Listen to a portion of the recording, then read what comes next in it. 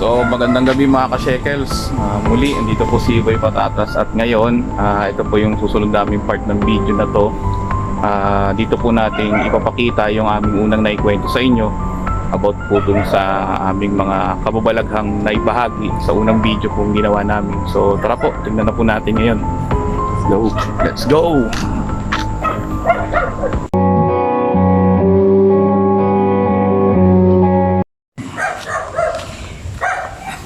So ngayon mga ka-shekels, pupunta kami mismo dun sa dating barangay hall na naikwento po ni Sir Job last time.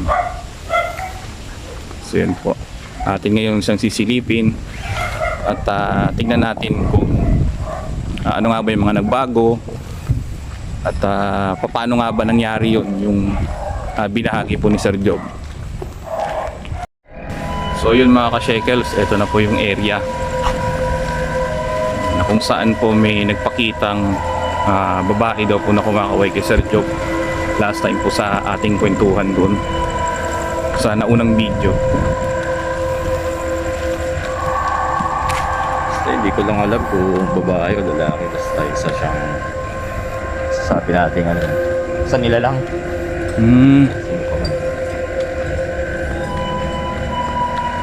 So ito po yung street light. Yan, ito po yung street light.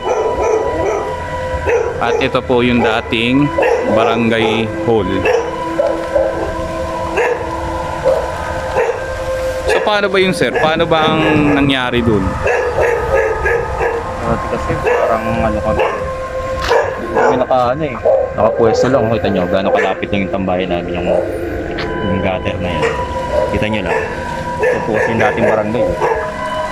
Kaya na yung barangay ngayon dito gawa nung simulan nitong dinumoli siya kasi yung panahon ni Duterte po, ni ex-president po, ay dinumoli siya mga barangay na kung saan malapit po masyado sa kalye. Pero dito po talaga yung exact location.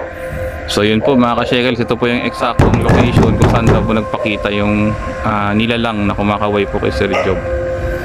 Eh, na mga shekels kasi hindi natin may pakita yung mismong actual ng building po dito sa lugar. Yun, so yun po. Ito po yung exact location. Yan.